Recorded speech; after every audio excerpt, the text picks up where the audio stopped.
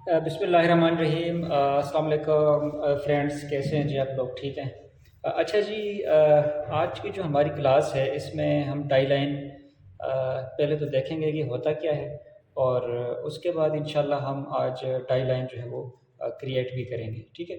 तो packaging design में सबसे जो इम्पोर्टेंट जो चीज़ है, यानी जिसके बगैर आप पैकेजिंग डिज़ाइन जो है वो स्टार्ट नहीं कर सकते, वो डाई लाइन है। ठीक है।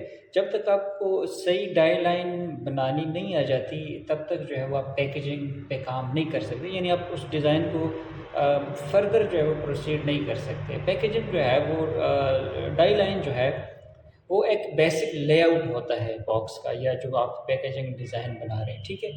तो उसके लिए जो सबसे पहली चीज़ है पैकेजिंग के लिए, जो यानी डाई लाइन क्रिएट करने के लिए जो सबसे मोस्ट इम्पॉर्टेंट चीज़ है, वो ये है कि आपके पास जो है वो एग्जैक्ट डायमेंशंस, यानी डायमेंशंस अगर मैं कहूँ तो साइज़ जो है वो आपके पास मौजूद होना चाहिए। यानी कि जो आप बॉक्स बना रहे हैं, लेट्स सपोज, या कोई लेबल बना रहे हैं, या कुछ भी बना रहे हैं पैकेजिंग के से रिलेटेड, तो सबसे पहले आपके पास उसका साइज़ होना चाहिए। ठीक है। तो साइज़ को हम अपनी लैंग्वेज में डायमेंशंस कहते हैं, यानी पैकेजिंग डिज़ाइन की लैंग्वेज में हम इसको डायमेंशंस कहते हैं। तो आपके पास सबसे पहले जो है वो डायमेंशंस होनी चाहिए। ठीक है। जब तक आपके पास डायमेंशंस नहीं होगी, तब तक जो है वो आप एक पैकेजिंग डिज़ाइन पे काम स्टार्ट नहीं कर सकते। ठीक है। चलें जी, अब हम सपोज़ करते हैं कि हमारे पास डायमेंशंस हैं। ठीक है। तो फिर हम डाई लाइन कैसे बनाते हैं? तो ये एक बॉक्स जो है वो आपको नज़र आ रहा होगा। ठीक है। ये एक बॉक्स है। तो ये बॉक्स जब हमारे पास आता है तो ये इस फॉर्म में होता है। ठीक है। यानी ये इस फॉर्म में, यानी जब कोई प्रोडक्ट वगैरह हम लेकर आते हैं, ठीक है, मार्केट से या किसी शॉप से, तो वो हम इस फॉर्म में लेकर आते हैं। ठीक है। अब पैकेजिंग में इसको फोल्डेड फॉर्म कहा जाता है। ठीक है। ये फोल्डेड फॉर्म में, अभी जो बॉक्स मेरे हाथ में आप देख रहे हैं, ये फोल्डेड फॉर्म में मौजूद है। ठीक है। यानी फोल्ड किया हुआ है। तो इसकी जो अनफोल्डेड फॉर्म होती है, उसे हम कहते हैं जी इसकी डाई लाइन। ठीक है। तो अब डाई लाइन पहले तो हम देखेंगे कि इस बॉक्स की डाई लाइन जो है वो कैसी नज़र आती है। ठीक है। अच्छा जी, इसको आप देख, अच्छा मैं आपको पहले कुछ चीज़ें बता देता हूँ इसको ओपन करने से पहले। ठीक है। ये इसका फ्रंट है। ठीक है। जो आप अभी देख रहे हैं, ये इसका ये इसका साइड एरिया है, और ये इसका बैक है। ठीक है। अब जितना साइज़ फ्रंट का होगा, उतना ही साइज़ जो है वो बैक का होगा। ये कॉमन सी बात है, इसमें कोई इतनी बड़ी बात नहीं है जो किसी को समझ ना आती हो। डेफ़िनेटली फ्रंट अगर जितना फ्रंट का है उतना ही साइज़ जो है वो बैक का भी होगा। ठीक है। अच्छा जी, ये इसको हम साइड एरिया बोलते हैं, और पैकेजिंग की लैंग्वेज में इसे हम डेप्थ बोलते हैं। ठीक है। ये इसकी डेप्थ होती है पैकेजिंग डिज़ाइन की। ठीक है। ये डिपेंड करती है कि इसके अंदर जो प्रोडक्ट है उसकी डेप्थ कितनी है, उसके हिसाब से फिर हम इसकी डेप्थ सेलेक्ट करते हैं। अच्छा जी, अब जो पैकेजिंग की जो डायमेंशंस की हमने बात की थी कि आपके पास डायमेंशंस जो हैं वो करेक्ट होनी चाहिए। तो डायमेंशंस जो हैं वो क्लाइंट हमें 3 किस्म की डायमेंशंस देता है। ठीक है। वो डायमेंशंस कौन सी होती हैं? अच्छा देख लें ज़रा, क्योंकि ये बॉक्स अब इस तरह का है तो मैं इसको आपको इस तरह से समझाने की कोशिश करता हूँ। ये अब इसकी जो हाइट है वो आप देख रहे हैं, ये यानी इसकी अब इस बॉक्स की हाइट जो है वो अब यहाँ से लेकर यहाँ तक, यानी इस कॉर्नर से लेकर इस कॉर्नर तक इसकी हाइट है। ये जो है ये इसकी लेंथ है। ठीक है। ये लेफ़्ट टू राइट जो है वो इसकी लेंथ है, और ये जो है वो इसकी आप कहते हैं ये इसकी डेप्थ है। ठीक है। ये इसकी क्या है? डेप्थ है। तो जितनी हाइट और लेंथ फ्रंट की होगी, उतनी ही हाइट और लेंथ जो है वो बैक की भी होगी। जितना जितना हाइट और जो है वो डेप्थ जो है वो एक साइड की होगी, उतनी ही जो है वो दूसरे साइड की भी होगी। ठीक है। अच्छा, अब ये इसको मैं इसलिए हाइट कह रहा हूँ क्योंकि ये बॉक्स ना इस फॉर्म में बना हुआ है। ठीक है। यानी कि अगर बॉक्स इस फॉर्म में बना होता, यानी ये जो जितना आपको कंटेंट नज़र आ रहा है, इसके ऊपर लोगो है और साथ में इसका जो ब्रांड नेम वगैरह जितनी चीज़ें हैं, अगर ये ऐसे लिखा होता तो फिर हम इसकी हाइट को इस तरह से जो है वो मतलब कंसिडर करते हैं। ठीक है। अच्छा जी, ये इसके आप कुछ ऊपर जो फ्लैप नज़र आ रहा है, ये इसको मतलब क्लोज करने के लिए होता है, और इस तरह का जो है वो सेम इसके नीचे भी होता है। ठीक है। तो अब इसका जो साइज़ होता है, ये साइज़ जो है वो डेप्थ के बराबर होता है, यानी जितनी डेप्थ होगी उतना आपको जो है वो इस फ्लैप का साइज़ होगा, ठीक है। इसके अंदर भी एक छोटा सा जो हमारे पास ये चीज़ होती है, तो ये हम अपने हिसाब से इसको फिर सेट कर लेते हैं। इसकी कोई ख़ास इसकी यानी इसकी कोई ख़ास रूल नहीं है इसके लिए, जितना मतलब मुनासिब होता है वो हम देख लेते हैं, ठीक है। अच्छा, ये भी इसके फ्लैप्स हैं, ये भी आपको मैं बनाने का तरीका बता दूंगा, ये साइड वाले जो होते हैं, ठीक है। अच्छा, अब इसको डाई लाइन के फॉर्म में तो हम यहाँ से ना, ये यहाँ से जुड़ा होता है, ठीक है। यहाँ पे आपको छोटा सा एक चीज़ नज़र आ रही होगी, तो यहाँ पे ऐसे करके ना इसको यानी कि जोड़ा हुआ होता है किसी ग्लू वगैरह से। तो ये जो एरिया है ये एक्स्ट्रा एरिया होता है, ठीक है। और इसको मतलब ये क्लोज़ करने के लिए जो है वो काम आता है, ठीक है। ये भी कोई इसके लिए कोई ख़ास जो है वो अगर क्लाइंट आपको दे दे कि यार ये आपने इतना एरिया रखना है, ये जो एक्स्ट्रा एरिया है, तो फिर आप रखेंगे। वरना अगर उसने कोई आपको मतलब ख़ास साइज़ नहीं बताया, तो फिर हम उसको अपने हिसाब से जो है वो जितना मुनासिब होता है हम उसको रख लेते हैं, ठीक है। तो अब इसकी ये जो फॉर्म में अभी आपको नज़र आ रहा है, तो मैंने अनफोल्ड किया हुआ है। तो अनफोल्ड करने के बाद अब ये जो आपके पास जिस फॉर्म में अभी आपको नज़र आ रहा है, ये इसकी डाई कट है, या आप इसको जो है वो डाई लाइन बोल सकते हैं, ठीक है। अब इसमें आप देख लें तो ये हमारा फ्रंट है, ये हमारा बैक है, और ये दोनों साइड्स हैं, और ये ऊपर से हमारे फ्लैप्स आ गए, ठीक है। तो अब इसमें ये होता है कि क्लाइंट हमें बताता है। अच्छा, क्लाइंट आपको देगा तो 3 किस्म के आपको वो यानी डायमेंशंस देगा, ठीक है। वो आपको 3 डायमेंशंस देता है हमेशा, ठीक है। वो कौन सी होती है वो मैं आपको बता देता हूँ। अच्छा जी, तो क्लाइंट जो है वो मिसाल के तौर पे आपको पहले देता है हाइट, ठीक है। उसके बाद आपको देता है लेंथ, और उसके बाद आपको देता है डेप्थ, ठीक है।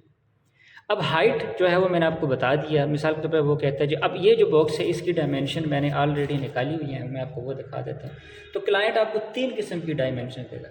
अब हम यहाँ पे ये देखेंगे कि इस बॉक्स से हम 3 किस्म की डायमेंशंस कैसे फाइंड आउट करते हैं। तो 3 किस्म की डायमेंशंस जो हम जब फाइंड करते हैं, यहाँ पर मैंने इसको लिखा भी हुआ है, ठीक है, आप देख सकते हैं। तो डायमेंशंस जो होती हैं वो यानी आपको पहले वो देखा हाइट, कि इसकी हाइट कितनी है, इसकी लेंथ कितनी है, और इसकी डेप्थ कितनी, ये 3 चीज़ें आपको क्लाइंट प्रोवाइड करेगा। उसके बाद जो है वो बाकी फ्लैप्स वगैरह हो गए, साइड एरियाज़, मतलब ये वाला एरिया जो है, और ऊपर वाला ये फ्लैप्स हो गए, ठीक है। ये जो है वो फिर हम अपने हिसाब से जो है वो इनको हम यानी अपने हिसाब से नहीं, पैकेजिंग के हिसाब से जो है वो हम इसको कंसिडर करते हैं। तो अब यहाँ का जो बॉक्स है, ये जो आपको नज़र आ रहा है, इसकी जो लेंथ है ना, यानी इसकी जो हाइट है, यानी इस बॉक्स के हिसाब से अगर हम हाइट देखें तो वो 6 सेंटीमीटर है, मैंने यहाँ पे लिखा हुआ है, ठीक है।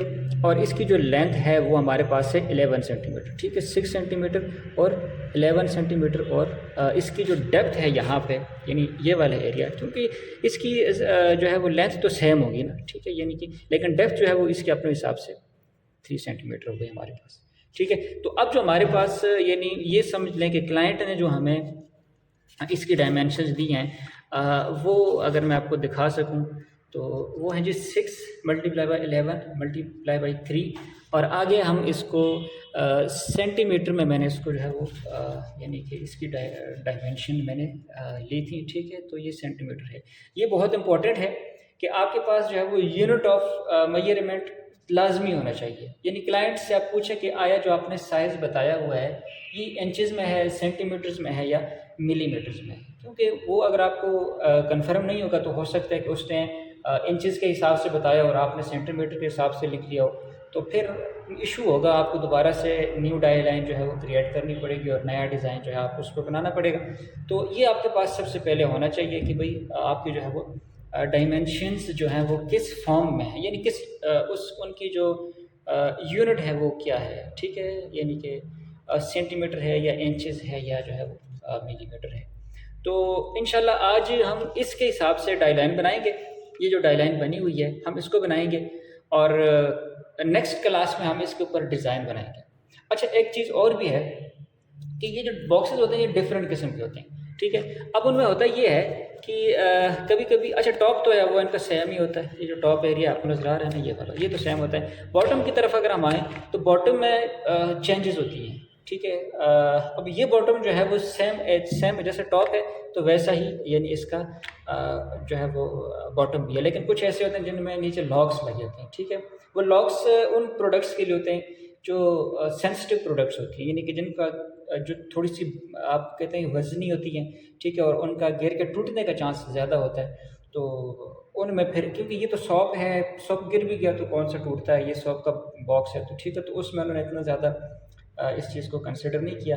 लेकिन अगर आप कोई ऐसी चीज़ बना रहे हैं, लेट्स सपोज अगर मैं कहूँ कि कोई मेडिसन की आप अगर बॉक्सेस वगैरह देखते हैं, आपके घर में मेडिसन के बॉक्स होंगे, तो आप जब उनको देखें ना, जिस स्पेशली जो कांच के बॉटल्स में जो मेडिसिन आती हैं, शीशे की जो बॉटल होती है, उसको आप देखें तो उसके नीचे जो आपके जो लॉक्स होते हैं ना वो डिफरेंट होते हैं, वो इस तरह के नहीं होते, वो अलग से किस्म के होते हैं। इसके साथ साथ जो आप गैजेट्स वगैरह परचेज़ करते हैं, लेट्स सपोज आपने माउस परचेज़ कर लिया या आपने जो है वो कुछ चार्जर वगैरह लेने आप चले गए या इस किस्म की चीज़ों के, तो उनके नीचे फिर और किस्म के लॉक्स होते हैं। तो वो तीनों इंशाल्लाह हम बनाना सीखेंगे, लेकिन स्टार्ट हम आज यहाँ से करेंगे। ये जो डाई लाइन मैंने आपको बताई है, ठीक है, तो आज हम जो है वो अपनी इस क्लास में ये वाली डाई लाइन क्रिएट करेंगे, ठीक है। तो चलिए जी, नेक्स्ट जो है वो हम प्रोसेस जो है वो हम इंशाल्लाह कंप्यूटर की स्क्रीन पे करते हैं। तो चलिए जी, अब क्लास का आगाज़ करते हैं।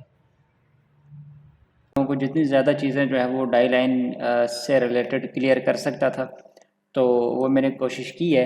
अगर फिर भी आपको कोई डाउट है, कोई आपके माइंड में कोई क्वेश्चन है, तो काइंडली आप जो है वो कमेंट सेक्शन में पूछ सकते हैं। तो मेरी कोशिश होगी इंशाल्लाह कि मैं एज सुन एज़ पॉसिबल जो है वो आपको रिस्पॉन्स करूँ। तो अभी जो नेक्स्ट प्रोसेस है, इसमें अब हम देखते हैं कि डाई लाइन को जो है वो एक्चुअल में क्रिएट कैसे किया जाता है, ठीक है। तो कुछ चीज़ें हैं जो डाई लाइन की क्रिएशन से पहले जो है वो आपको मेक श्योर करने की ज़रूरत है, ताकि आप जब किसी एक्चुअल प्रोजेक्ट पे जो है वो काम स्टार्ट करें तो आपके पास जो है वो डिटेल्स होनी चाहिए। सबसे पहली चीज़ तो ये है कि जैसे मैंने पहले भी इसी चीज़ को मेंशन किया है कि आपके पास जो है वो एग्जैक्ट डायमेंशंस, एग्जैक्ट साइज़ जो है वो आपके पास लाजमी होना चाहिए। तीन साइजेस होते हैं एक्चुअली, एक पैकेजिंग डिज़ाइन के जो बॉक्स होता है उसके, ठीक है, किसी किस्म का भी बॉक्स हो, वैसे बॉक्सेस की ना टाइप बहुत ज़्यादा हैं, ठीक है। तो वो सब की डाई लाइन इंशाल्लाह हम सबको देखेंगे और पूरी डिटेल में देखेंगे। लेकिन जो डायमेंशंस का जहाँ तक ताल्लुक़ है या साइज़ का ताल्लुक़ है, तो वो तीन किस्म का ही होता है। एक हाइट होती है, एक उसकी लेंथ होती है और एक जो है उसकी डेप्थ होती है। लेंथ को विड्थ भी कहते हैं, लेंथ भी कहते हैं, तो आपने इसमें कंफ्यूज नहीं होना, ठीक है, कि भाई ये लेंथ है या विड्थ है। तो ये दोनों एक ही चीज़ का नाम है, लेंथ या विड्थ हो गई, हाइट हो गई, और उसके बाद आपके पास डेप्थ आ जाती है, ठीक है। तो ये तीन चीज़ें होती हैं जो एक पैकेजिंग डिज़ाइन के प्रोजेक्ट पे जो है वो काम करने के लिए हमारे पास मस्ट होनी चाहिए ये चीज़ें, ठीक है।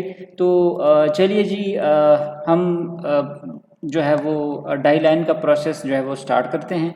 तो डाई लाइन को क्रिएट करने के लिए सबसे पहले जो है वो थोड़ी सी सेटिंग्स हैं जो मैं आपको जो है वो बता देता हूँ, ठीक है, ताकि आपको वो भी जो है वो ज़रूरी है आपको बताना।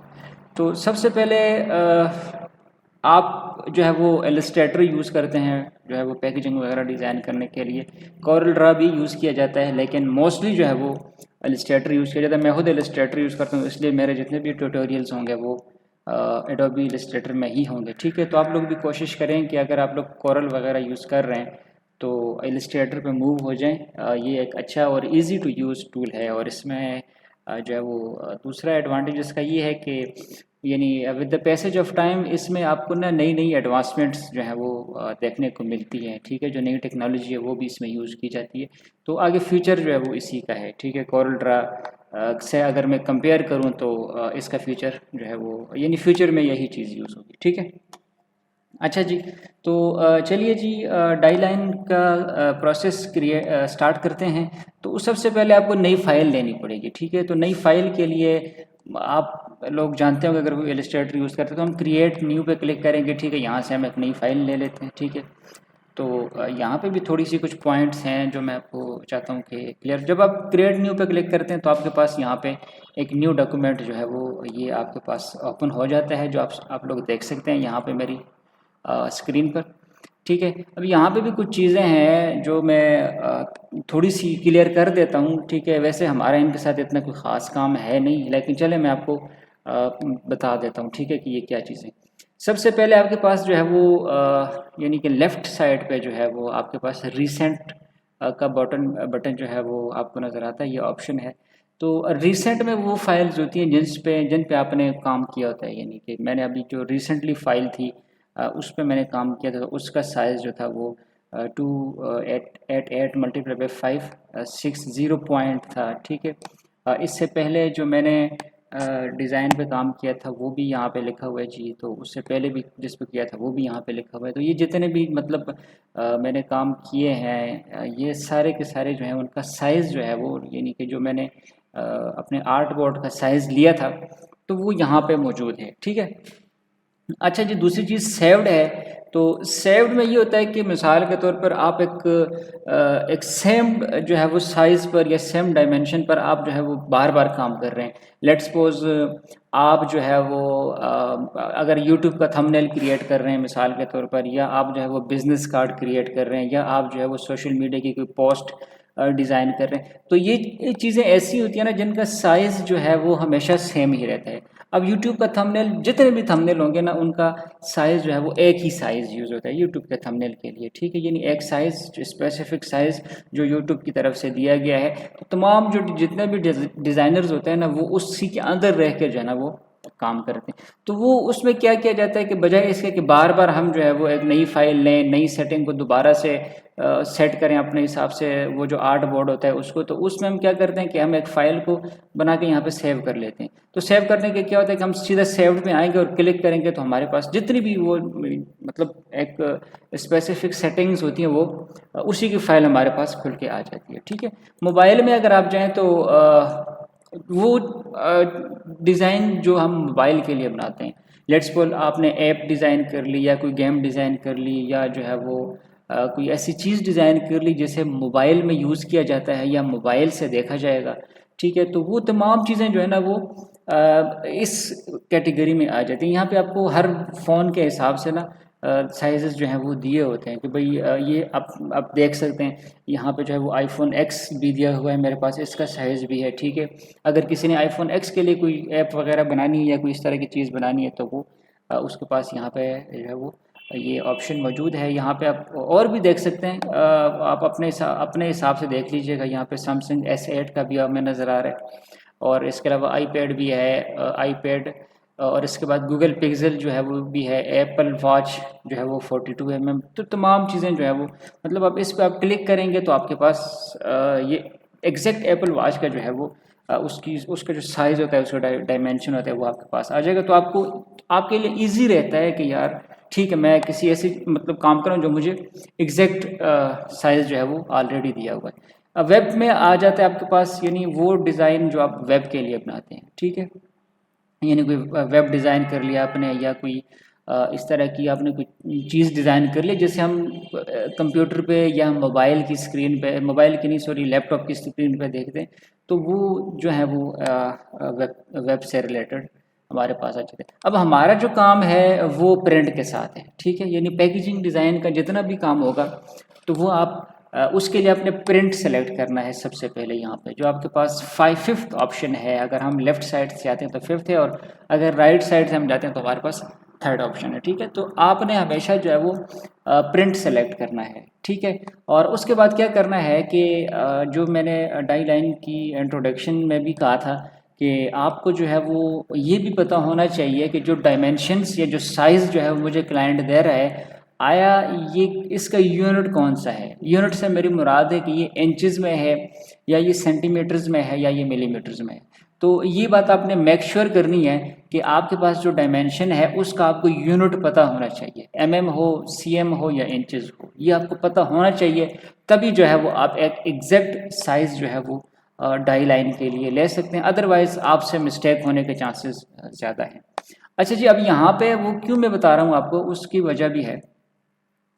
तो अब प्रिंट में अगर आप देखें तो आपके पास कुछ यहाँ पे स्पेसिफिक साइजेस दिए भी हुए हैं, यानी A4 साइज़ आ गया, लेटर साइज़ आ गया, प्रिंट लार्ज साइज़ आ गया, लीगल साइज़ आ गया, ठीक है, A3 साइज़ आ गया, B4 आ गया, B5 आ गया। तो हमें इनसे कोई गर्ज़ नहीं है क्योंकि हम एक पैकेजिंग बना रहे हैं, हमारे पास अपनी डायमेंशंस हैं, तो हम यहाँ पे इनमें से किसी को भी सिलेक्ट नहीं करेंगे।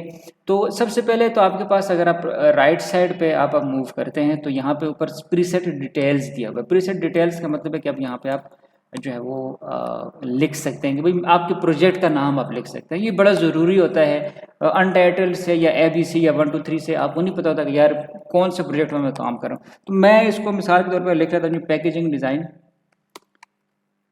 ठीक है, डाई लाइन। अब देखें मैं इसको कहीं सेव करूंगा ना, तो अब अगर मैं ढूंढ रहा हूँ कि यार मुझे वो वाली फाइल चाहिए जिसमें मैंने डाई लाइन बनाई थी, तो मैंने उसको ऑलरेडी नाम से लिखा, बजाय इसके कि मैं यहाँ पे ABC या 1 2 3 या अनटाइटल्ड वगैरह लिखता तो मुझे फिर बड़ा मसला होता। अब मैं एक एक फाइल को खोल के चेक करता कि यार पता नहीं कहाँ है वो फाइल। तो उस आसानी के लिए थोड़ा सा ये प्रोफेशनल बिहेवियर भी इसमें आ जाता है कि आपने हर चीज़ का जो है वो प्रॉपर नाम लिखना है, ठीक है। अच्छा, ये दूसरी जो चीज़ है वो आप थोड़ा सा नीचे आ जाएं, तो जो यूनिट की मैं बात कर रहा था ना कि आपके पास यूनिट लाजमी होना चाहिए, वो अब यहाँ पे हमें काम आएगा। तो हमने जो यानी डायमेंशन ली थी, जो डाई लाइन में मैंने आपको दिखाई थी, उसकी जो डायमेंशन थी वो सेंटीमीटर्स में थी। तो अब यहाँ पे देखें, यहाँ पे पास पिक्सल्स भी आ रहा है, पॉइंट्स आ रहे हैं, पिकैस आ रहा है, इंचेस आ रहे हैं, फीट्स आ रहे हैं, फीट एंड इंचेस आ रहा है, यार्ड्स आ रहा है, मिलीमीटर आ रहा है, सेंटीमीटर और मीटर।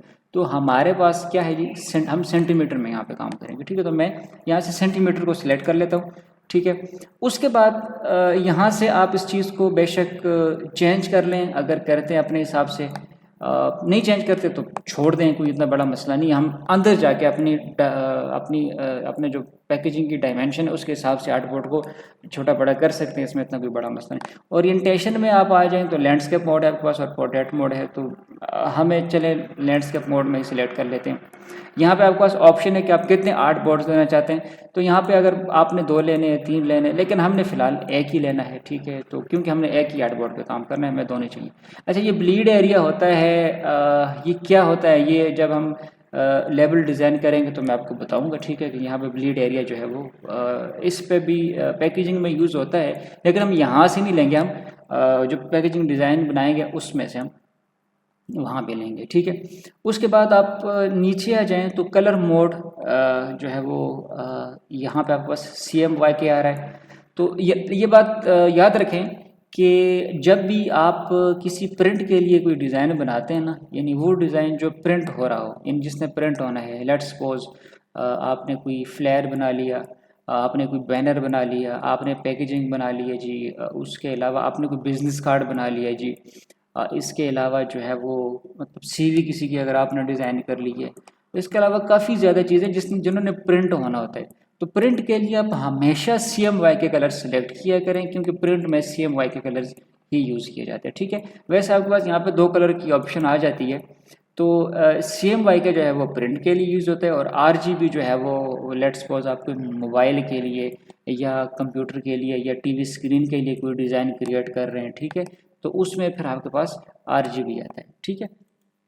अच्छा जी, नेक्स्ट जो है वो आपके पास रास्टर इफेक्ट्स है। तो रास्टर इफेक्ट्स में जो है वो आपने क्या करना होता है कि यहाँ पे भी वही चीज़ आ जाती है कि अगर आपने प्रिंट के लिए लेट्स सपोज काम करना है, तो प्रिंट के लिए काम करने के लिए आपके पास जो है वो इसका जो यानी ये जो PP है, ठीक है, ये आपने 300 सेलेक्ट करना है। वैसे अगर आप प्रिंट पे क्लिक करेंगे तो ऑल बाय डिफ़ॉल्ट ही 300 आ जाता है, लेकिन चलें फिर भी अगर आपने किसी चीज़ के लिए काम करना है ना, तो उसके लिए फिर आपने जो है वो 300 सेलेक्ट करना है। अगर आप इसके बरक्स किसी स्क्रीन के लिए या किसी मोबाइल के लिए काम कर रहे हैं, या किसी मतलब कोई ऐसी चीज़ बना रहे हैं जिसको आपने लैपटॉप में यूज़ करना है, या आपने मोबाइल में देखना है उसको यूज़ करना है, या आप कोई ऐसी चीज़ें या जिसने प्रिंट नहीं होना, मतलब सिंपली अगर मैं ये कहूँ, तो उसके लिए फिर आप जो है वो 72 यूज़ करेंगे, ठीक है। यहाँ पे आप 72 PPI, तो हम इसको 300 ही रखते हैं, हम इसको छेड़ते नहीं है, बस यही सेटिंग होती है,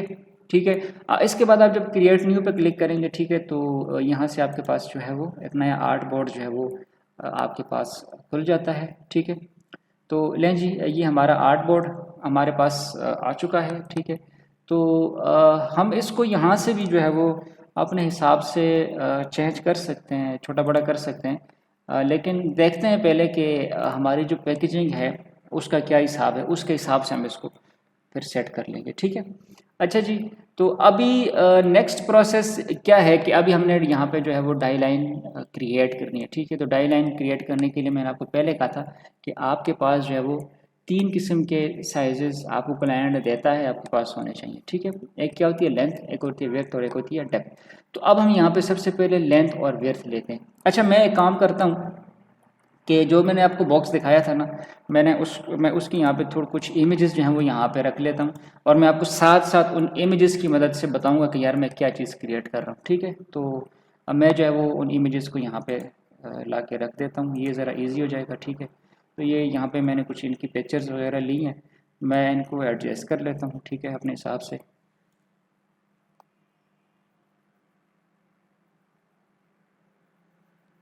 ओके।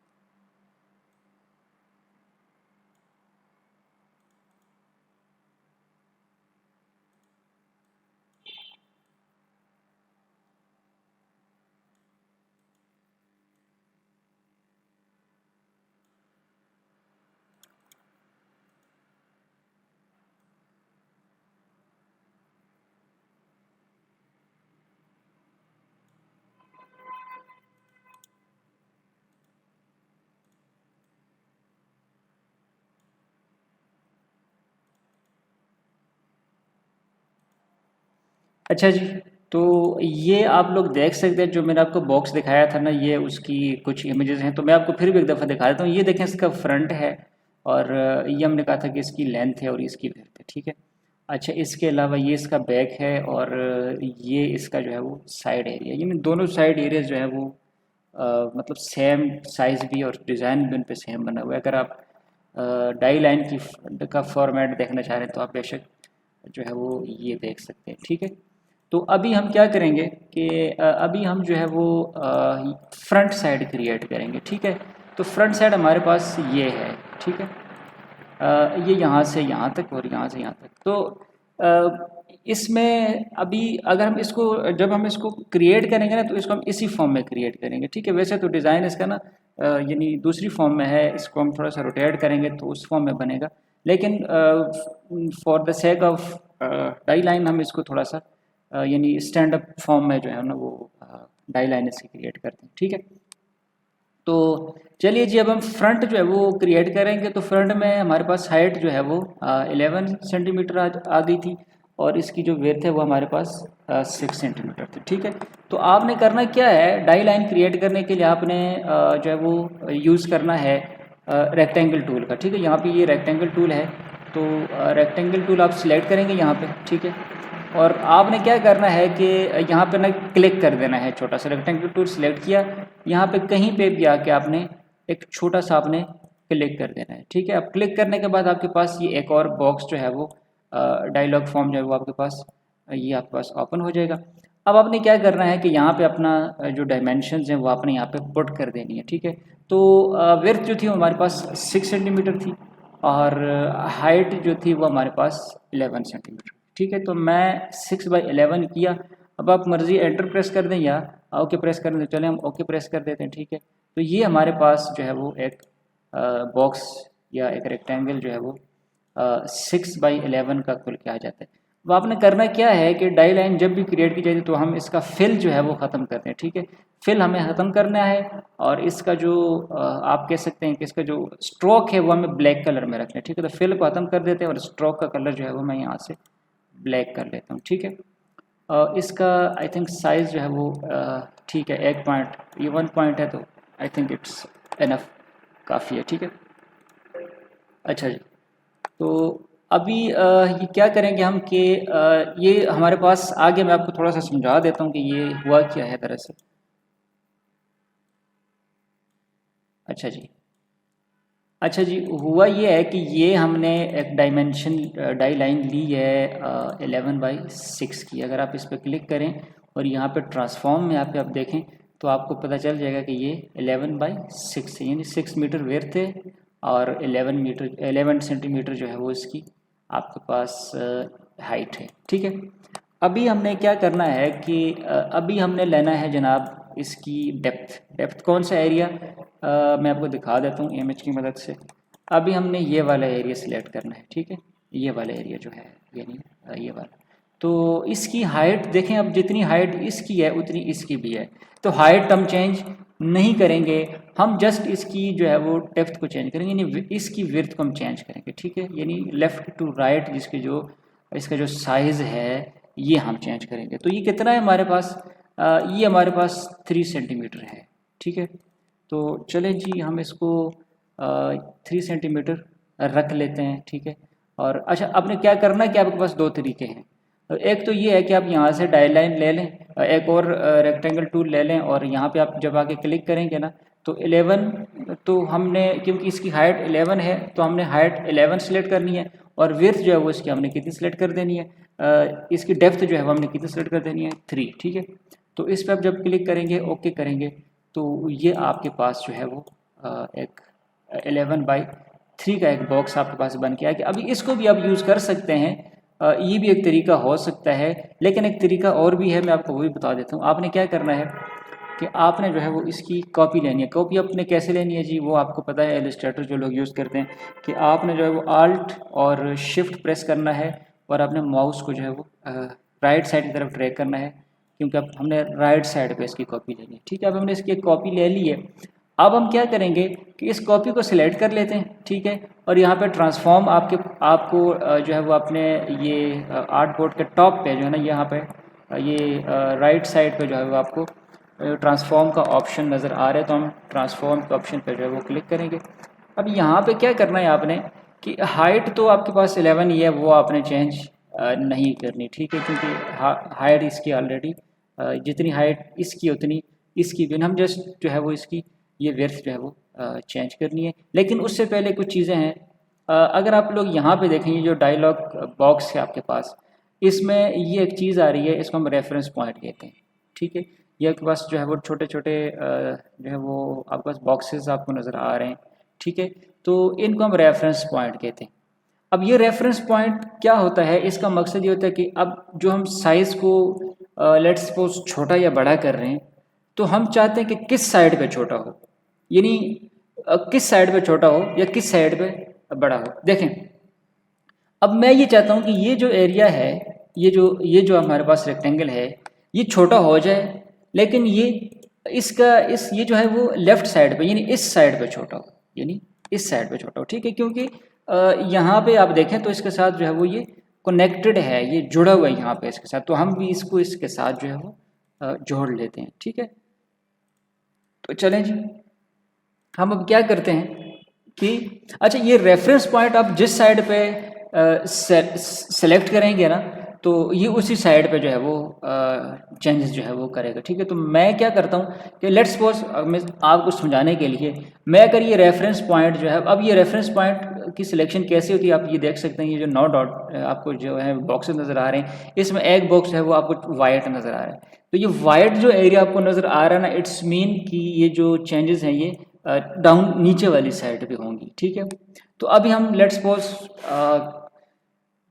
जस्ट चेक करने के लिए मैं ये रेफरेंस पॉइंट जो है वो राइट साइड पे रख लेता हूँ। मैं ये चाहता हूँ कि जो जितनी चेंजेस हैं वो राइट साइड में हो, लेफ्ट साइड पे कुछ ना हो। ठीक है, तो अब देखें मैं इसको जब भी इसको 3 करूँगा ना मैं, ठीक है, तो आप देखेंगे कि वो जो चेंजेस हैं वो कौन से साइड पे हो गए हैं जी, राइट साइड पे। लेकिन हमें यहाँ पे चेंजेस जो है वो राइट साइड पे नहीं चाहिए, बल्कि हमें चेंजेस किस साइड पे चाहिए, लेफ़्ट साइड पे चाहिए। तो उसके लिए आपने क्या करना है कि ये जो रेफरेंस पॉइंट है इसको आपने लेफ़्ट साइड पे सिलेक्ट कर देना है और यहाँ से आपने अपना जो है वो साइज़ सिलेक्ट करना है और ओके प्रेस कर देना है। ठीक हो गया जी, ये हमारे पास जो थी वो इसकी डेप्थ भी आ गई। अब क्या है कि डेप्थ जो है वो देखें हमने ये वाला एरिया बनाया है, तो ये एरिया और ये एरिया लेफ़्ट और राइट एरिया जो है वो दोनों सेम हैं। ठीक है। तो बजाय इसके कि हम एक दफ़ा फिर जो है वो यानी ये प्रोसेस को रिपीट करें, हम क्या करते हैं कि हम जो है वो इसकी कॉपी ले लेते हैं, ठीक है।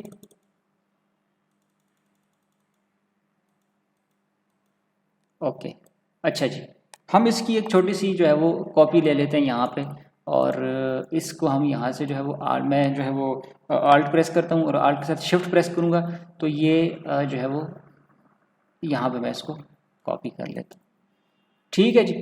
अच्छा जी, ये अब हमारे पास जो है वो फ्रंट, लेफ़्ट और राइट साइड बन गया। अब हमने क्या करना है कि बैक साइड बनानी है। तो जैसे लेफ़्ट और राइट साइड इक्वल हैं, ठीक है, इसी तरह फ्रंट और बैक भी इक्वल है। तो हमें जो है वो दोबारा से बैक जो है वो क्रिएट करने की ज़रूरत नहीं, बल्कि हम ऐसा करते हैं कि यहाँ पे इसी की जो है वो एक कॉपी ले लेते हैं और ये बैक साइड हमने यहाँ पे डिज़ाइन कर लिया, ठीक है जी। अच्छा जी, अब ये जो क्लाइंट ने हमें साइज़ बताए थे उसके हिसाब से हमने डाई लाइन जो है वो यानी मतलब इसको हमने बना लिया। अब एक छोटी सी चीज़ यहाँ पे एक और भी हमने बनानी है, वो भी मैं आपको दिखा देता हूँ। ये जो एरिया आप देख रहे हैं ना यहाँ पे, ये जो एक्स्ट्रा एरिया है, ये जो थोड़ा सा नीचे आपको ये वाला एरिया नज़र आ रहा है, ये जो बॉक्स से बाहर है वाइट एरिया, ये किस लिए होता है? ये एरिया इसलिए होता है कि जब भी बॉक्स को क्लोज किया जाता है ना, तो इस एरिया के ऊपर जो है वो ग्लू लगाया जाता है और इसको दूसरी जो अपोजिट साइड होती है उसके साथ जोड़ दिया जाता है, ठीक है। आप यहाँ पे भी देख सकते हैं कि ये यहाँ पे मैं आपको जो मतलब इनर साइड है बॉक्स की वो दिखा रहा हूँ। तो ये यहाँ पे इसके साथ आप मतलब आउटसाइड पे ग्लू लगाते हैं और ये आपको यहाँ पे इसके ग्लू के निशानात नज़र भी आ रहे होंगे, ठीक है। ये जो आपको यहाँ पर ब्लैक ब्लैक नज़र आ रहा है, ठीक है। तो ये इट्स मीन कि इसको हम इसके साथ जोड़ लेते हैं, ठीक है। तो हम ये एरिया भी अब जो है वो क्रिएट करने वाले हैं। तो आसान सा है, कोई इतना बड़ा मसला नहीं है। इसको जो है वो आपने यहाँ से इसकी कॉपी ले लेनी है और इसका कोई ख़ास साइज़ नहीं होता, आप अपने बॉक्स के हिसाब से ना इसको सेट कर लेते हैं, ठीक है। तो हमारा जो बॉक्स है वो लेट्स सपोज आप देख लें जितना आपको मुनासिब लगता है, ठीक है। मेरे ख्याल में तो इतना काफ़ी है, ठीक है। अच्छा, इसको आपने यानी दोनों जो टॉप से और बॉटम से थोड़ा सा आपने इसको अंदर की साइड पे जो है वो थोड़ा सा आपने इसको मूव कर देना है डायरेक्ट सिलेक्शन टूल से, ठीक है। चलें जी, ये हो गया। अब क्या है, अब हम बनाएंगे जनाब ये इसका जो टॉप वाला फ्लैप है, ये वाला जो क्लोज होता है यानी जो कवर करता है किसी चीज़ को, तो ये वाला फ्लैप हम क्रिएट करेंगे। अब इस फ्लैप की जो डायमेंशन है या जो साइज़ है, तो इसकी जो हाइट आप कह दें, हाइट जो है इसकी आप विड्थ, सबसे पहले अगर हम इसकी बात करें लेंथ की, तो लेंथ इसकी फ्रंट के इक्वल होती है, ठीक है। यानी लेफ़्ट टू राइट अगर हम बात करें तो ये लेफ़्ट टू राइट जो है, ये जितना फ्रंट लेफ़्ट टू राइट होगा उतना ये भी इसकी लेंथ होगी। और हाइट जो है वो इसकी डेप्थ के मतलब जितनी डेप्थ होगी हमारे बॉक्स की, उतनी ही इस फ्लैप की जो है वो हाइट होगी। मैं इस फ्लैप की बात करूँ जो दरमियान में है, ठीक है, ये वाला फ्लैप। तो अब हम इसी को क्रिएट करते हैं, यानी इसकी हाइट जो है वो साइड की डेप्थ के इक्वल होती है और इसकी जो लेंथ है वो फ्रंट की लेंथ के इक्वल होती है, ठीक है। तो चलें जी, हम क्या करते हैं, हम यहाँ पे अब देख लें, ठीक है, कोई इतना बड़ा मसला नहीं है। आप कॉपी ले लें बेशक यहाँ पे इसकी, ठीक है। हम इसकी कॉपी ले लेते हैं यहाँ से और अब देखें, अब मैं आपको जो रेफरेंस पॉइंट की मैं आपको जो एग्जांपल से समझा रहा था ना, अब मैं आपको वो चीज़ यहाँ समझाता हूँ। तो यहाँ पर डेप्थ जो थी, डेप्थ हमारे पास कितनी थी जी, 3 सेंटीमीटर थी, ठीक है। तो अब मैं इसको यहाँ पे 3 सेंटीमीटर कैसे करता हूँ देख लें, ठीक है। ये ट्रांसफॉर्म पे क्लिक किया मैंने, अब मैंने 6 सेंटीमीटर को नहीं छेड़ना, जो इसकी यानी कि जो इसकी विड्थ है उसको मैंने चेंज नहीं करना, मैंने जैसे इसकी हाइट को जो है वो 3 सेंटीमीटर रखना है। तो अब देखें मैं क्या करूँगा कि मैं यहाँ पे रेफरेंस पॉइंट जो है वो नीचे सेलेक्ट कर लूँगा, ठीक है, क्योंकि मुझे ये बॉक्स की जो चेंजेस है ये नीचे की तरफ लेकर आनी है, ठीक है। तो मैं जो है रेफरेंस पॉइंट जो है वो नीचे सेलेक्ट कर लेता हूँ और अब 11 को जो है वो मैं क्या कर लूँगा, 3 कर लूँगा और मैं जब ओके पे क्लिक करूँगा तो ये आपके पास इसका कवर जो है वो आपके पास बन गया, ठीक है जी। चलें जी, ठीक है। अब नेक्स्ट क्या है कि हम इसके ऊपर जो है वो ये वाला फोल्डिंग फ्लैप जिसे हम कहते हैं, ठीक है, वो बनाएंगे, ठीक है। ये वाला जो आपको नज़र आ रहा है, ये यानी जो फोल्ड होता है जो बॉक्स के अंदर, हम इसको ना वो अंदर बॉक्स के अंदर डाल लेते हैं, ठीक है। तो ये हम बनाएंगे, तो इसके लिए भी कोई इतना कोई बड़ा इशू नहीं है। आप जस्ट इसी की कॉपी ले लें, ठीक है, और इसकी कॉपी लेके आप इस, अच्छा, आपने लाइंस जो है वो हमेशा आपने कोशिश करनी है कि लाइनें जो हैं वो आपकी कनेक्टेड होनी चाहिए, ठीक है। अच्छा, उसके बाद क्या है जी, मैंने यहाँ से इसकी कॉपी ली और इसको मैं अपने हिसाब से छोटा कर लेता हूँ। अब इसमें कोई ख़ास रूल नहीं है कि आपने इसको इतना ही छोटा करना है या 1.5 करना है या 0.5 करना है। आपने अपने बॉक्स के हिसाब से आपने इस जो ये जो आपको नज़र आ रहा है ना, ये जो टॉप फ्लैप हमने बनाया था, इसके हिसाब से आप जितना आपको मुनासिब लगता है यहाँ पर रखना, ज़्यादा छोटा करें ना ज़्यादा बड़ा करें, ठीक है। तो मैं देख लेता हूँ जी, आई थिंक इतना मेरे लिए काफ़ी है, ठीक है, काफ़ी। इसको आप जो है वो थोड़ा सा, मैं इसको जो है वो यहाँ से राउंड कर लेता हूँ। राउंड कैसे करूँगा मैं, डायरेक्ट सिलेक्शन से मैं डायरेक्ट सिलेक्शन मैंने जो है वो सिलेक्ट किया और उसके बाद मैं ऊपर वाले दोनों जो आपके ये जो हैं एरियाज़, ठीक है, पॉइंट्स, जो ऊपर वाले पॉइंट्स हैं, इनको मैं सिलेक्ट करता हूँ और यहाँ से मैं ये जो सर्कल सा नज़र आ रहा होता है, इसको जब मैं प्रेस करता हूँ तो ये अंदर की तरफ मैं इसको ड्रैग कर रहा हूँ, तो ये जो है यहाँ पे ये राउंड हो गया, ठीक है जी। चलें जी, ये हमारे पास बन गया। अब हमने क्या करना है कि अब हमने ये वाला एरिया बनाना है, जो ये वाला एरिया है, ये फोल्डिंग फ्लैप्स, ये भी फोल्डिंग फ्लैप्स ही होते हैं, तो हम इनको जो है वो क्रिएट कर लेते हैं। सबसे पहले आसान सा है, इसमें कोई इतना बड़ा मसला नहीं है। आपने अब यहाँ पे क्या करना है कि यहाँ पे भी आपने अच्छा, इनकी डेफिनेटली, क्योंकि इसके ऊपर आएंगे तो इनकी जो डेप्थ है वो इतनी होगी जितनी हमारे पास साइड एरिया की डेप्थ। तो मैं यहाँ से इसी की कॉपी ले लेता हूँ, ठीक है, और इसको मैं यहाँ पे कनेक्ट कर लेता हूँ इसके साथ। अच्छा, अब इसकी हाइट जो है वो आप देख लें, इस हिसाब से आपने रखते हैं जितना आपके पास ये, यानी ये टॉप फ्लैप और उसके ऊपर जो राउंडेड एरिया है, इतनी ही इसकी हाइट होनी चाहिए। उसके बाद आप यहाँ पे आएंगे, यहाँ पे आने के बाद आप, क्योंकि हमें इसको थोड़ा सा और नीचे लेके आना है, ठीक है, तो मैं क्या करता हूँ कि ये जो इसकी हाइट है ना, इसको मैं डिवाइड कर देता हूँ 2 के साथ, ठीक है। 2 के साथ डिवाइड किया और रेफरेंस पॉइंट मैंने डाउन सेलेक्ट किया हुआ है ऑलरेडी, तो मैं जब क्लिक करूँगा, ठीक है, तो ये हमारे पास एग्जैक्ट साइज़ जो है वो आ जाता है। अच्छा, कुछ लोग इसी पे काम कर लेते हैं, कोई इतना बड़ा इशू नहीं है, लेकिन हम इसको थोड़ा सा और रिफाइन करते हैं, ठीक है, ताकि थोड़ा सा ना प्रोफेशनल लगे। तो अब उसके लिए क्या करना है कि हमने इसको हम लॉक कर लेते हैं। ये जो एरिया है, हम चाहते हैं कि इसमें कोई डिस्टर्बेंस ना हो, क्योंकि हमने थोड़ी सी चेंजेस करनी है और मैं चाहता हूँ कि चेंजेस जो हैं वो ये जो अभी हमने न्यू फ्लैप बनाया है इस पे हो, जो ओल्ड फ्लैप है वो डिस्टर्ब ना हो, ठीक है। तो मैं इसको जो है वो यहाँ से लॉक करने का शॉर्टकट किया है, कंट्रोल 2 से आप जब इसको लॉक कर लेते हैं और कंट्रोल आल्ट जो है वो 2 से आप इसको अनलॉक कर सकते हैं, ठीक है। ये इसकी शॉर्टकट की है। अगर आपको शॉर्टकट की से नहीं करना तो आप इसको जितना एरिया आपने लॉक करना है उससे सिलेक्ट कर लें। सिलेक्ट करने के बाद आप यहाँ पे जाएं और इसको लॉक करें और इसको सिलेक्शन को आप लॉक कर लें, ठीक है। अच्छा जी, अभी क्या है, अभी मैं यहाँ पे जो है वो थोड़ी सी वर्किंग करूँगा। तो उस वर्किंग के लिए मुझे सबसे पहले एक रेक्टेंगल चाहिए, ठीक है, और मैं अपने हिसाब से ले लेता हूँ रेक्टेंगल। इसका मैं साइज़ थोड़ा छोटा कर लेता हूँ, ठीक है, स्ट्रोक का साइज़। और मुझे लगता है कि ये काफ़ी थोड़ा सा ज़्यादा ले लिया मैंने, इसको मैं थोड़ा सा और छोटा कर लेता हूँ। ठीक है जी, चलें, इतना काफ़ी है। इसका आप स्ट्रोक बेशक कम रखें, क्योंकि ये इतना कोई बड़ा इशू नहीं है आपके लिए। और आपने यहाँ पे इसको जो है वो इस बॉक्स के बॉटम पे रखना है। 2 तरीके हैं।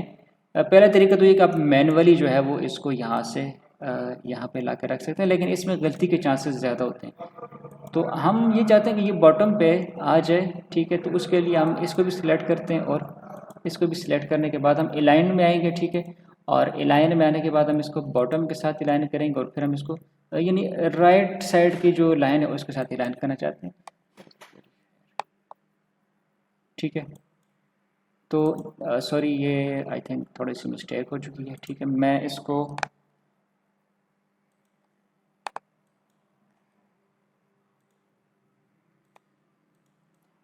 थोड़ा सा आप छोटा कर लेते हैं, ठीक है।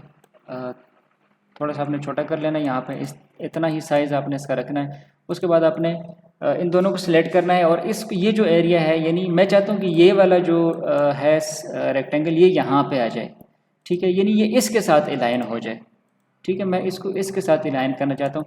तो उसके लिए मैं क्या करूँगा कि मैं पहले दोनों को सिलेक्ट कर लूँगा और दोनों को सिलेक्ट करने के बाद मैंने ना शिफ्ट प्रेस किया है ना कोई आल्ट प्रेस किया, कुछ भी नहीं, मैं यहाँ पे एक और क्लिक कर देता हूँ माउस का, ठीक है। अब जब डबल क्लिक करूँगा तो इसका ब्लू एरिया जो है वो आपको थोड़ा सा ज़्यादा नज़र आ रहा है। तो अब इसमें हम क्या करेंगे कि हम इसको यहाँ पे लेके आना चाहते हैं। तो सबसे पहले तो मैं चाहता हूँ कि ये इसके बॉटम में आ जाए, और फिर मैं चाहता हूँ कि ये यानी इस लाइन के साथ जो राइट साइड की लाइन है उसके साथ लाइन हो जाए। तो ये लाइन मैंने कर लिया, ठीक है जी।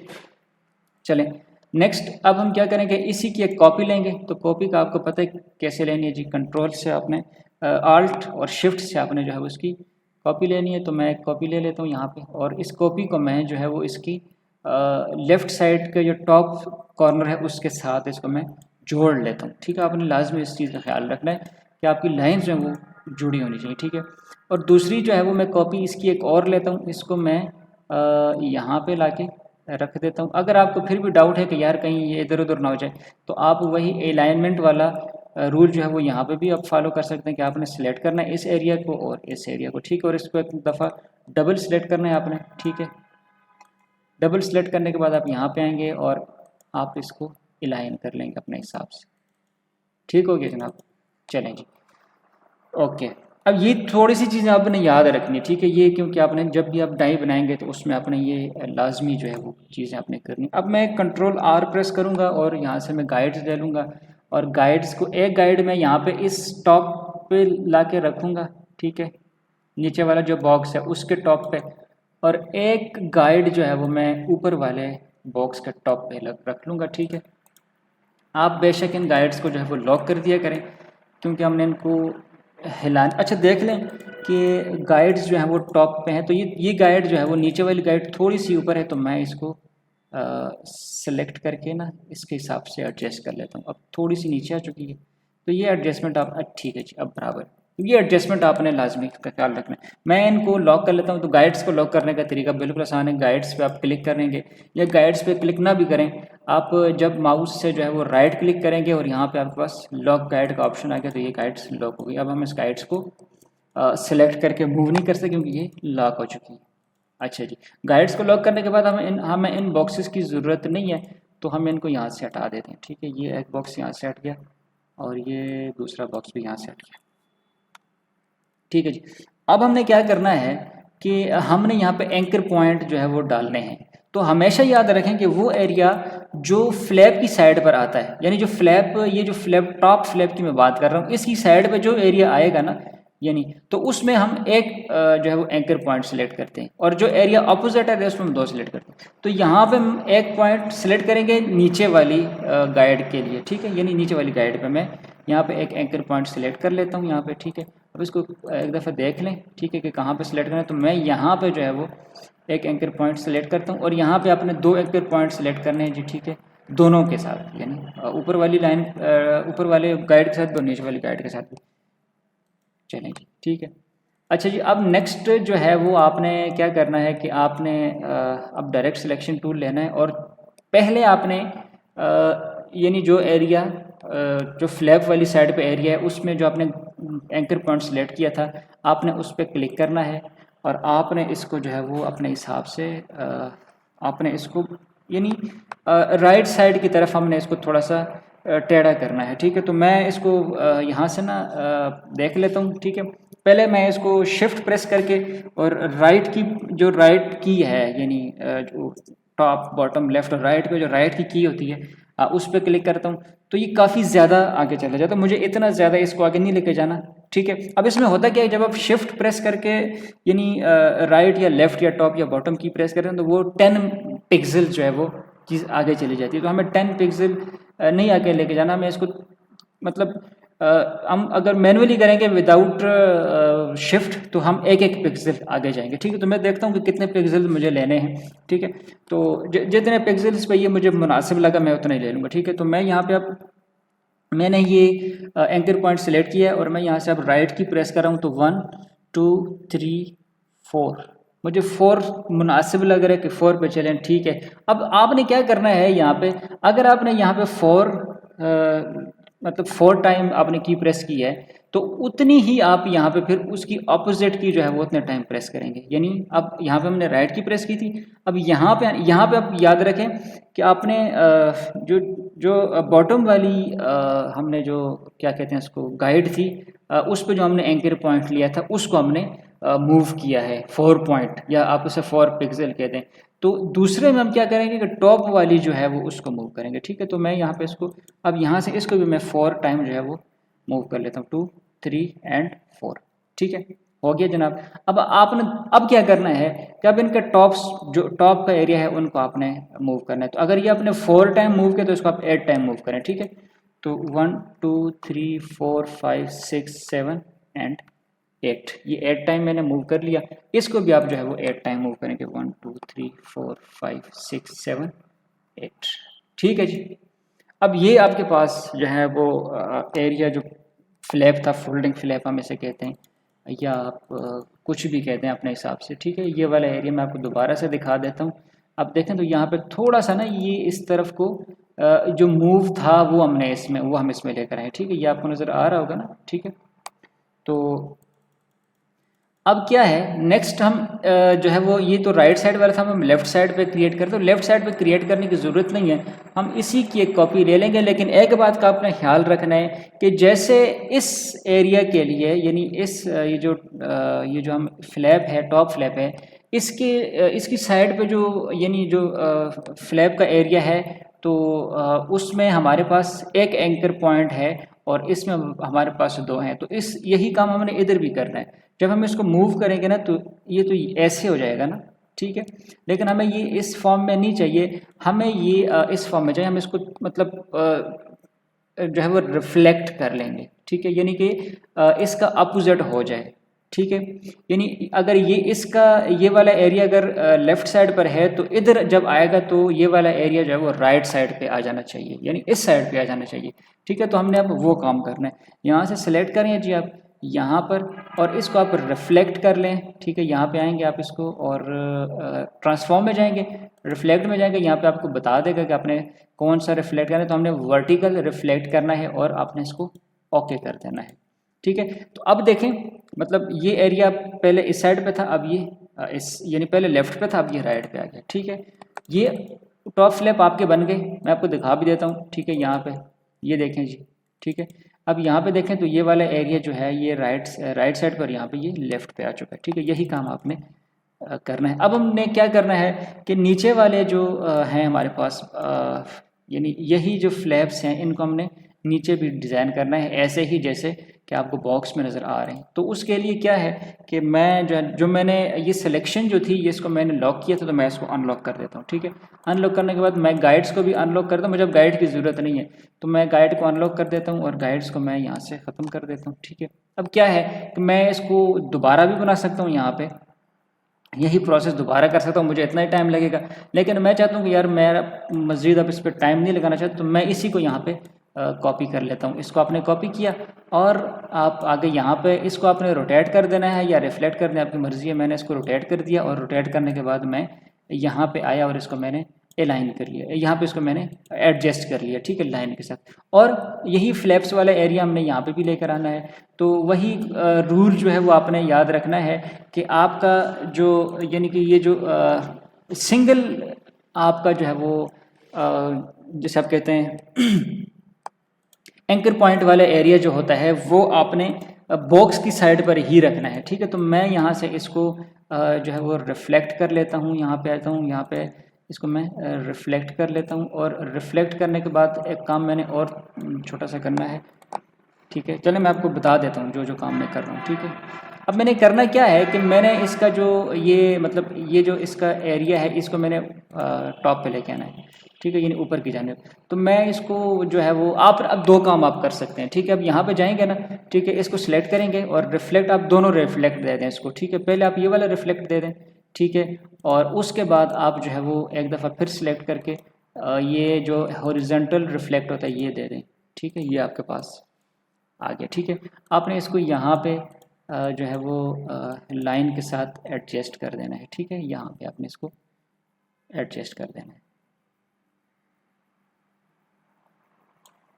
ओके, ठीक है, अब क्या करना है हमने कि इसका यही जो आपका हमारे पास जो फ्लैप है, इसको हमने यहाँ पे मूव करना है। लेकिन यहाँ पे मूव करेंगे तो फिर हम इसका ऑपोजिट करेंगे, यानी कि अगर इसका ये सिंगल जो है वो मतलब ये सिंगल हमने जो किया था, एंकर पॉइंट सिलेक्ट किया था, वो इस तरफ आ रहा है। तो अब ये सिंगल एंकर पॉइंट वाला जो एरिया है ये राइट साइड की तरफ, लेफ़्ट साइड की तरफ आना चाहिए, ना कि राइट साइड की तरफ। तो उसका आसान सा तरीका ये है कि आप जो है वो इसको दोबारा यहाँ पे ट्रांसफॉर्म पे क्लिक करें, ठीक है, और इसको आपने वर्टिकल रिफ्लेक्ट कर देना है, ठीक है। मैंने इसको वर्टिकल रिफ्लेक्ट किया और ये आपने जो है वो यहाँ पे इसको प्लेस कर दिया। तो यहाँ पे देखें जी, जैसे ये बना हुआ है वैसे ही हमने जो है वो ये वाला एरिया हमने डिज़ाइन कर लिया, ठीक है। अच्छा जी, अब हो गया, हमारी डाई लाइन जो है वो तकरीबन बन चुकी है। डाई लाइन मतलब बॉक्स की शेप जो थी, लेआउट जिसे हम कहते हैं ना, वो हमने तैयार कर ली है। लेकिन अभी ये रेडी टू वर्क नहीं है, इस पर अभी हम काम नहीं कर सकते। इसको थोड़ा सा हम और रिफ़ाइन करते हैं और कुछ और चीज़ें वो हमने इसमें ऐड करनी है, ठीक है। तो अब हम क्या करेंगे, सबसे पहले तो मैं इसका जो आर्ट बोर्ड का साइज़ है ना उसको एडजस्ट कर लेता हूँ, क्योंकि अब इससे ज़्यादा जो है ना वो मैंने इसमें कोई काम ऐसा नहीं करना कि जिसमें मुझे ज़्यादा आर्ट बोर्ड की ज़रूरत पड़े। अब जो नेक्स्ट चीज़ है वो हमने इसमें क्रीजिंग जो है वो क्रिएट करनी होती है। क्रीजिंग लाइंस जो है वो आपने यहाँ पे क्रिएट करनी होती है। तो क्रीजिंग लाइंस वो एरिया होता है जो फोल्ड हो रहा होता है, यानी जब हम बॉक्स को फोल्ड करते हैं ना तो उसमें कुछ एरिया जो है वो फोल्ड हो रहा होता है, कुछ एरिया जो है वो फोल्ड नहीं हो रहा होता।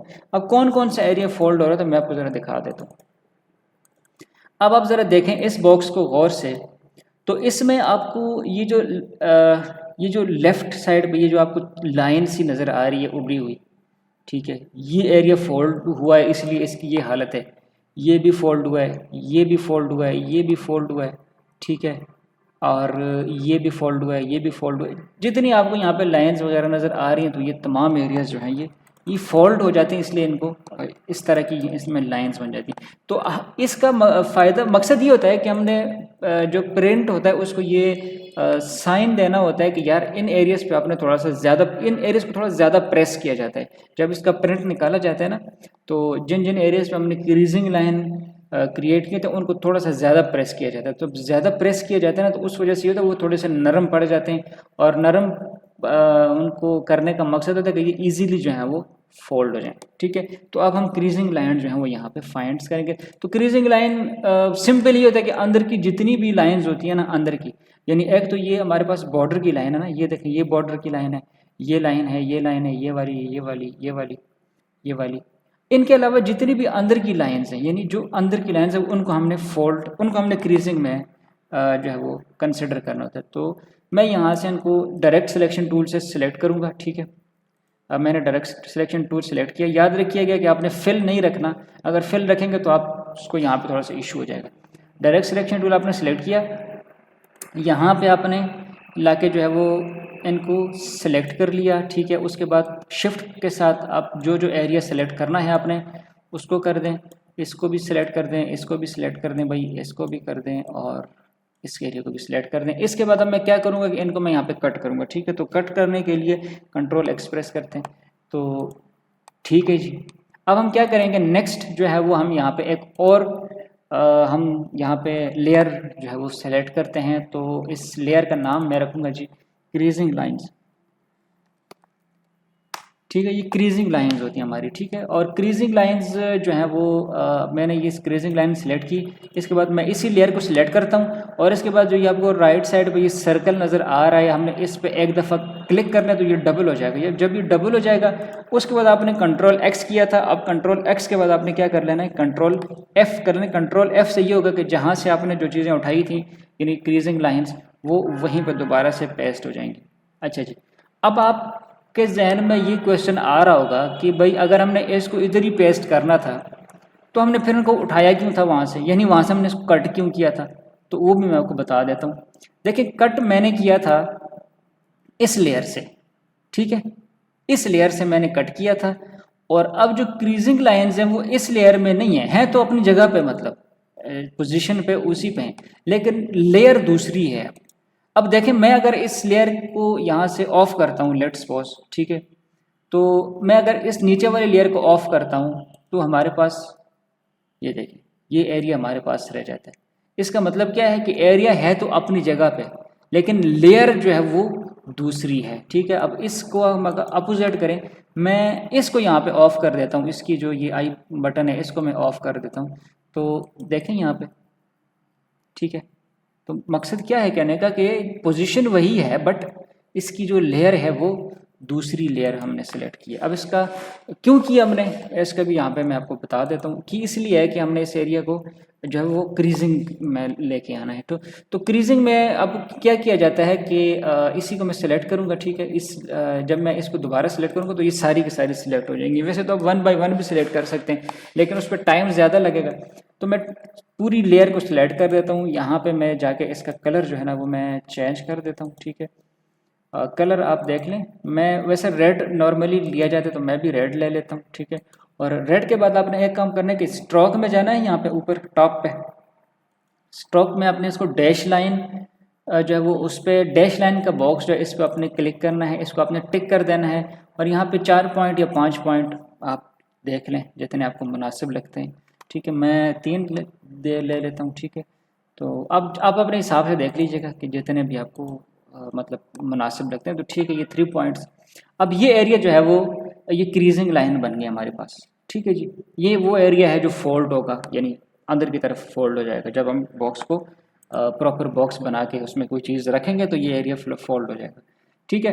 अब नेक्स्ट प्रोसेस क्या है कि डाई लाइन तो हमने बना ली। अब कुछ लोग तो इसी पे भी काम कर लेते हैं, मतलब अगर मैं इस पे भी काम करना चाहूँ ना तो मैं कर सकता हूँ, कोई मसला नहीं है, ठीक है। मैं इस पे भी काम कर सकता हूँ लेकिन थोड़ा सा नॉन प्रोफेशनल लगेगा, तो इस वजह से मैं अब ये करता हूँ कि मैं इसको थोड़ा सा और जो है ना वो रिफाइन कर लेता हूँ। तो उसके लिए मुझे क्या करना है, सबसे पहले कि मुझे यहाँ पे जो है वो ये लेयर 1 को मैं डाई लाइन का नाम दे देता हूँ, ठीक है, ताकि मुझे पता चले कि क्या। तो ये डाई लाइन है, ठीक है। और आपने ये बात हमेशा याद रखनी है कि जब भी आप काम कर रहे हैं ना किसी डाई लाइन पे, तो आपने ये इमेजेस वगैरह जो है ना ये अपने डाई लाइन वाली फाइल में फ़िलहाल ये नहीं रखनी है। तो इनको मैं यहाँ से क्योंकि अब इनका कोई काम नहीं है, इनको मैं यहाँ से हटा देता हूँ, ठीक है। इनको मैंने हटा दिया। अब क्या करना है आपने कि इसकी जो है ये जो फाइल आपको नज़र आ रही है इसी की आपने एक कॉपी ले लेनी है, ठीक है। आपने एक कॉपी ले लेनी है, ठीक है। कॉपी आपको पता है, ठीक है। आल्ट के साथ जो है वो आप कॉपी ले सकते हैं इसकी। और कॉपी के बाद मैं इस एरिया को नाम दे देता हूँ जो ये ब्लीड एरिया है या कटिंग मार्जिन हमें से कहते हैं, ठीक है। अच्छा जी, उर्दू सेलेक्ट हो गई। कटिंग मार्जिन हम इन्हें कहते हैं, ठीक है जी। कलर देख लें आप, मतलब ये होता है कि हम कभी कभी कलर देख के भी हमें पता चल जाए। तो ऊपर वाला ब्लू था तो हम इसको थोड़ा सा ना ग्रीन कर लेते हैं, चलें ये कर लेते हैं, कोई इतना बड़ा मसला नहीं है, इतना कोई बड़ा इशू नहीं है, ठीक है। तो ये कटिंग मार्जिन हमने ले लिए। अब जो हमारा इसके बाद जो हमारा सारे का सारा काम होता है ना वो इस वाली लेयर पे होता है जो कटिंग मार्जिन वाली लेयर होती है। ये डाई लाइन वाली लेयर और क्रीजिंग वाली लेयर के साथ आपने अब छेड़छाड़ नहीं करनी, इनको आपने लॉक करके रख देना है। अगर आपने मिसाल के तौर पर ये क्रीजिंग को थोड़ा बहुत इधर उधर कर लिया अपने पॉइंट से तो आपका बॉक्स ख़राब हो जाएगा, या इसके अलावा आपने डाई लाइन को थोड़ा सा इधर उधर कर लिया तो फिर भी आपका बॉक्स जो है वो ख़राब हो जाएगा। अब आपका काम जो है वो ये समझ ले कि इनके साथ है ही नहीं। अब आपने इनको क्या कर देना, लॉक करके रख देना। और फिलहाल के लिए मैं इनकी आई जो है वो आई बटन को भी ऑफ कर देता हूँ क्योंकि यहाँ पे मुझे थोड़ा सा काम करना है, ठीक है। अच्छा जी, तो अब मैंने यहाँ पे करना ये है कि मैंने सबसे पहले तो मैं ये देखता हूँ कि ये लाइंस जो हैं वो एक दूसरे के साथ कनेक्टेड हैं भी या नहीं। कहीं पे अगर लाइंस जो हैं वो एक दूसरे को मतलब अगर कनेक्टेड नहीं है तो मैं इनको सबसे पहले लाइंस को कनेक्ट कर लूँगा, ठीक है। कंट्रोल वाई से आप इजीली देख सकते हैं, ठीक है। तो आई थिंक कि कोई ऐसा पॉइंट नहीं है यहाँ पे, ये देखें तो थोड़ा सा हमें लग रहा है, ठीक है। ये लाइंस जो हैं ये कनेक्टेड नहीं है, ठीक है। इनसे कोई खैर इतना बड़ा फ़र्क नहीं पड़ता लेकिन फिर भी आपने जो है वो लाइंस को हमेशा कनेक्ट रखना है, ठीक है। अच्छा जी, चलें ओके, मैं दोबारा कंट्रोल वाई प्रेस करता हूँ तो ये अपनी असल फॉर्म में आ जाती है, ठीक है। ओके, अब क्या करना है हमने कि इनको सबसे पहले ज्वाइन कर लें या ना करें कोई इतना बड़ा मसला नहीं है। मैं इनको ऐसा करता हूँ कि सेलेक्ट कर लेता हूँ यहाँ पे, ठीक है। और उसके बाद में अच्छा आप आपने क्या करना है कि इसको सिलेक्ट करना है पूरे आर्टवर्क को, और उसके बाद आपने इसका स्ट्रोक ख़त्म कर देना और फिल जो है वो आपने अब फिल में हम फिल आपने इसका ऑन कर देना है, ठीक है। फिर ऑन करने के बाद आपने क्या करना है कि इफ़ेक्ट में जाना है, और इफ़ेक्ट में जाने के बाद आपने इसका पाथ में जाना है, ठीक है। इफ़ेक्ट में जाएंगे, पाथ में, और ऑफसेट पाथ आपने इसका सेलेक्ट कर देना है, ठीक है। जितना है उतना ही रखने, कोई इतना बड़ा मसला नहीं है। अगर आप चेंज करना चाहें तो यहाँ से इसका चेंज भी कर सकते हैं, मुझे नहीं चेंज करना तो ठीक है, मैं इतना ही रखता हूँ, ठीक है। पाथ आपने ऑफसेट सेलेक्ट कर लिया, इसके बाद आप यहाँ पे आते हैं और यहाँ पे आप एक्सपेंड अपीयरेंस पे क्लिक करते हैं, ठीक है। एक्सपेंड अपीयरेंस पे क्लिक करने के बाद आप ऑब्जेक्ट में जो है वो आप एक्सपेंड अपीयरेंस पे क्लिक करेंगे, ठीक है। ऑब्जेक्ट में जाएंगे, ऑब्जेक्ट में जाने के बाद एक्सपेंड के नीचे एक्सपेंड अपीयरेंस है, वहाँ पे क्लिक करेंगे।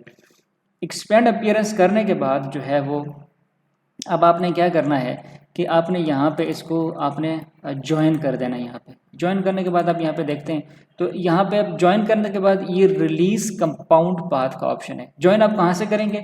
पाथ फाइंडर से। पाथ फाइंडर में जाएंगे और यहाँ पे आप यूनाइट का ऑप्शन हो रहा है, वेरी फर्स्ट ऑप्शन जो आपके पास नज़र आ रहा है वो यूनाइट का है। तो यूनाइट में आप इनको यानी यूनाइट कर लेते हैं। यूनाइट करने के बाद आप क्या करते हैं, यहाँ पे आते हैं इस आर्ट वर्क पे और आप यहाँ पे राइट क्लिक करेंगे। राइट क्लिक करने के बाद आपके पास ये रिलीज कंपाउंड पाथ का ऑप्शन आ रहा है, तो आपने इस पे क्लिक करना है, तो ये जो है वो कंपाउंड पाथ जो है वो रिलीज़ हो जाएगी। उसके बाद आपने क्या करना है, दोबारा से आपने पाथ फाइंडर टूल में जाना है। पाथ फाइंडर में जाने के बाद दोबारा आप इसको जो है वो एक दफ़ा आप इसको यूनाइट कर लेते हैं। तो मैं इसको दोबारा से यूनाइट कर लेता हूँ, चलें जी, ठीक है। अब ये हमारे पास जो है वो ब्लीड एरिया या कटिंग मार्जिन्स जिन्हें हम कहते हैं वो रेडी हो चुके हैं। मैं इसका कलर थोड़ी देर के लिए चेंज कर लेता हूँ। मैं इसको जो है ना थोड़ा सा वाइट रखता हूँ, ठीक है, थोड़ा सा और, चलो जी, ठीक है। अब इसके बाद हम इसको ऑन कर लेते हैं, इनकी जो डाई लाइन है और क्रीजिंग लाइन को ऑन करके देख लेते हैं कि अच्छा अब हमने यहाँ पे किया क्या है, ये ऑफसेट पाथ हम क्यों लेते हैं, ये सवाल भी पैदा होता है। तो ऑफसेट पाथ लेने का जो मेन मकसद होता है ना वो, अच्छा देखें डिज़ाइन जो होगा ना वो आपने ये जो बॉर्डर आप नज़र आ रहा है ना ब्लैक कलर का, ठीक है, इसके अंदर आपने जो है वो डिज़ाइन करना। अच्छा ब्लैक कलर का हम थोड़ा सा इस कलर चेंज करते हैं, वैसे ब्लैक होता नहीं है, तो मैं थोड़े टाइम के लिए डाई लाइन को अनलॉक कर देता हूँ और इसको मैं सेलेक्ट करने के बाद इसका मैं कलर जो है वो मैं चेंज कर देता हूँ, क्योंकि ब्लैक को छोड़ के मैं ये रख लेता हूँ, ठीक है। और मैं इसको दोबारा से लॉक भी कर लेता हूँ, ताकि इसको आपने हमेशा लॉक ही रखना है, ठीक है। अगर इसको अनलॉक किया तो आपसे मिस्टेक होने के चांसेस है।